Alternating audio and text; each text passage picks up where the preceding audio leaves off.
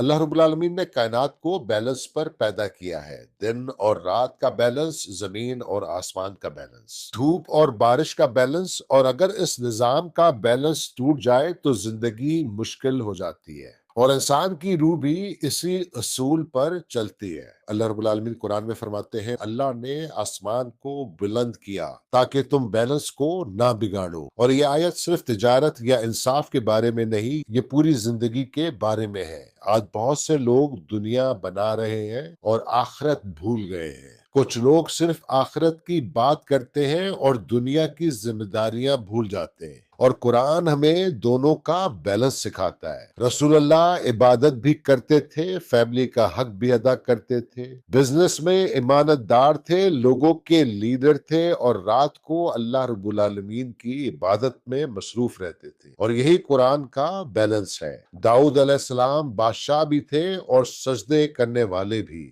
سلیمان علیہ السلام کے پاس سلطنت بھی تھی اور شکر بھی تھا، اور مسئلہ مال کا نہیں، مسئلہ یہ ہے کہ مال دل میں ہے یا ہاتھ میں۔ اللہ رب العالمین قرآن میں فرماتے ہیں، جو اللہ نے تمہیں دیا ہے اس سے آخرت حاصل کرو، اور دنیا کا اپنا حصہ بھی مت بھولو۔ کہ کتنی خوبصورت ہدایت ہے کہ قرآن دنیا چھوڑنے کا دین نہیں، دنیا میں اللہ رب العالمین کے لیے جینے کا دین ہے۔ بزنس کرو لیکن جھوٹ کے بغیر، پیسہ کماؤ لیکن حلال طریقے سے، فیملی سے محبت کرو لیکن اللہ رب العالمین سے زیادہ نہیں، دنیا استعمال کرو لیکن اس کے غلام مت بنو۔ اور آج بیلنس ٹوٹ گیا ہے، کام زیادہ اور سکون کم، انفارمیشن زیادہ اور حکمت کم، کمیونیکیشن زیادہ اور محبت کم، اسی لیے انسان کا دل تھک رہا ہے۔ اویکننگ تب شروع ہوتی ہے جب انسان اپنی زندگی کا بیلنس واپس حاصل کرتا ہے، نماز بھی، محنت بھی، شکر بھی، صبر بھی، فیملی بھی، قرآن بھی، دنیا بھی اور آخرت بھی۔